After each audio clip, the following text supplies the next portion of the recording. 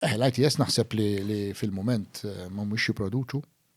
Issa raġunijietu jista' jkunu bosta.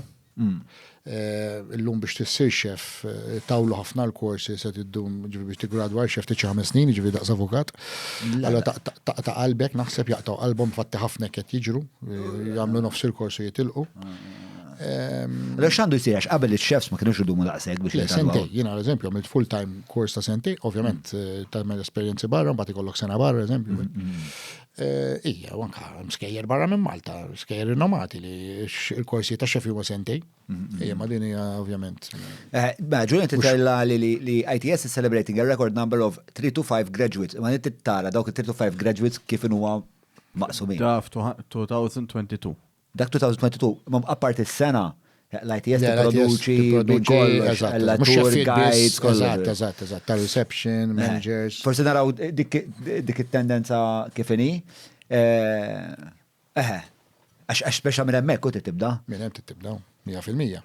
Eżempju, jien mhux noqgħod niddejja ngħid jien mhux biex. Imma aħna Malta għandna fil-moment għandna 6 ristoranti għax għaddu kif kellna l-awards il-ġimgħa l-għaddiet, għax kif għadlek il-Michelin joħorġu l-awards every year.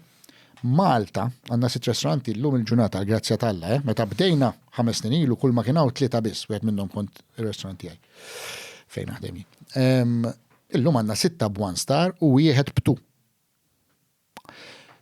Ħadd qatt f'daw il-5 snin ma stieden wieħed minn daw ix-xeffijiet, all right, li daw ġina din fl-aqwa tal-karriera fl-aqwa internazzjonalment biex immorru forsi u tagħmel speech lil daw l-studenti biex tinspirhom biex għana ma rridux naħdmu hemm m'għandniex ċans.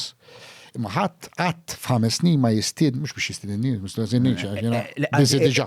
Inti utli tkun għalihom mhux huma għalik. Ma ħadd dawn iġifieri barra minn Malti hija normali komuni. Ma ħadd qatt ma tistiedem Michelin star chef mhux bil-forsi jiena qed ngħidlek hawn l-oħrajn.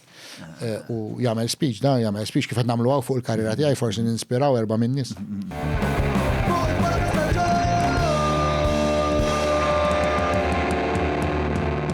Mela, tlaqna?